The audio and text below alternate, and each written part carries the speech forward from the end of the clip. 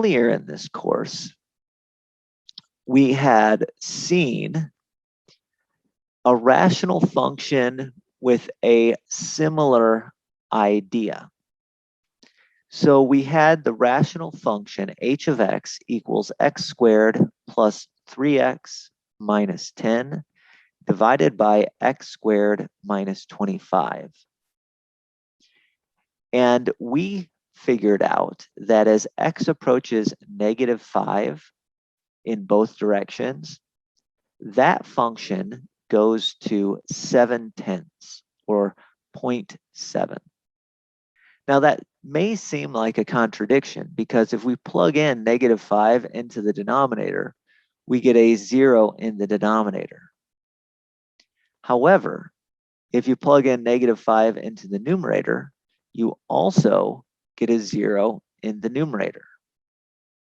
So this was what we had called an indeterminate form, meaning when we plugged in x equals c and got 0 over 0, we ended up with that indeterminate form of 0 over 0. And one of the reasons it's called indeterminate is because we don't know the limit. Just by looking at 0 over 0, that limit could be anything that we can think of. It could have been, like in this example, 7/10, or in fact, it could be infinity, or it could be some other real number, could be -infinity. So 0 over 0 is an indeterminate form. So contrast that with what we said here. If we got a non-zero over 0, we're either going to get plus or minus infinity. So if I had like 5 over 0, that'd be an infinity. Or if I had -12 over 0, it'd be a plus or minus infinity. But a 0 over 0 can be anything.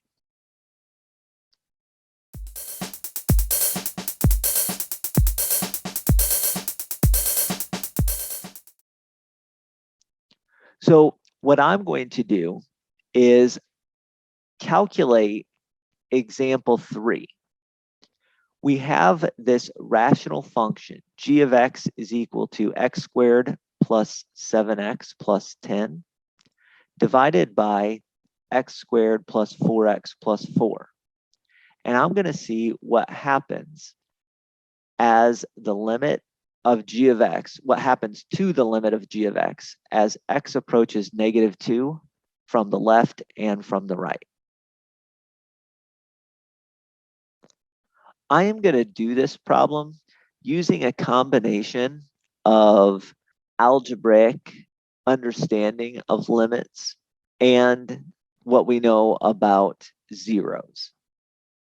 So we want to approach -2 from underneath of g of x. So if I were to just plug in -2, what happens is you end up with 0 in the numerator and 0 in the denominator. So if you plug in -2, you get that indeterminate form of 0 over 0. So instead of plugging in -2, what I'm going to do is I'm going to take g of x and I'm going to write it as the expression, specifically the x squared plus 7x plus 10 divided by x squared plus 4x plus 4. If I do that, then what I can do algebraically is I can say that this expression is going to be the same as the factored expression. So let's factor the top. When you factor the top, you get x plus 5 times x plus 2. When you factor the bottom, you get x plus 2 times another x plus 2. Because of what we did earlier with the algebraic limits, we know that if two expressions are the same, except for possibly at one place, then they're going to have the same limits. So what that means is I can cancel a like term on the top with a like term on the bottom and end up with just x plus 5 divided by x plus 2. Now, as x approaches -2 from underneath, notice what's going to happen. If I just plugged in -2, I would get a 3 over a 0. So that tells me, since plugging in -2 gives me a number over 0, that tells me I'm either going to get plus or minus infinity for this limit. Now, I know you're thinking, well, how do I know whether it's a plus infinity or a minus infinity? The short answer for this case is I know this is going to be a positive infinity, and here's how we can reason that. Think of the expression x plus 5 divided by x plus 2. As x approaches -2 from underneath, what's happening to that fraction is we're really close to 3 on top. In fact, we're so close to 3, let's just call it 3 for the sake of argument.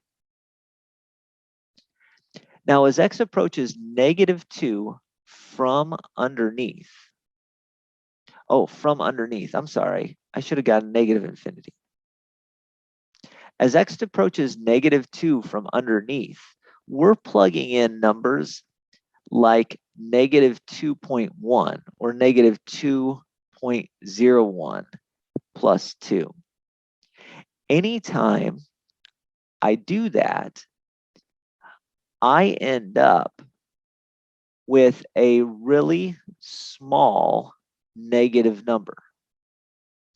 And if I have a positive divided by a negative, I know I'm going to get a negative.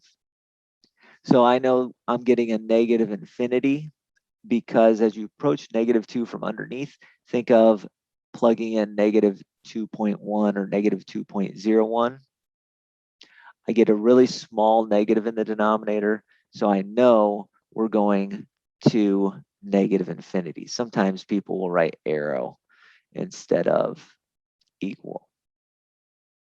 So that's one way I can find the limit. Again, we're finding the limit using the algebraic technique of canceling, and then also using a logic of saying, if I know I'm having a positive number divided by a negative number, I got to get negative numbers.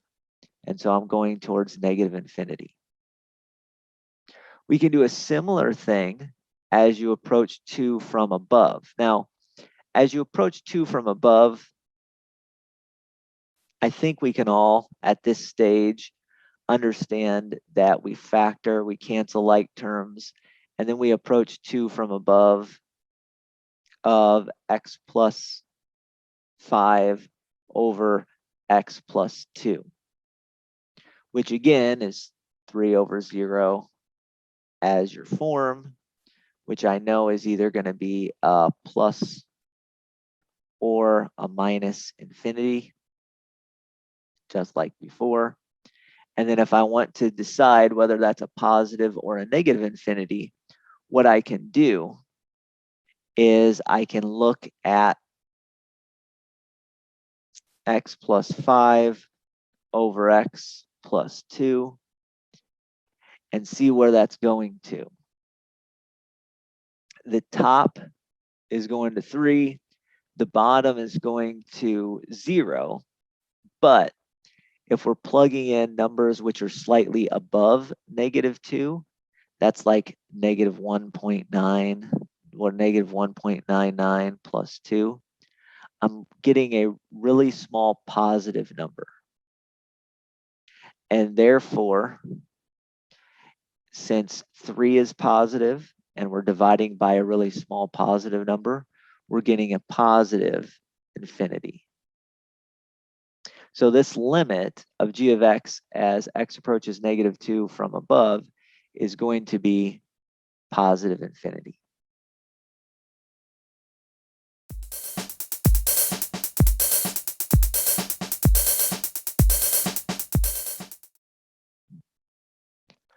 I would like you to do the following. Find the limit of this rational function here as x approaches 3 from the left and as x approaches 3 from the right.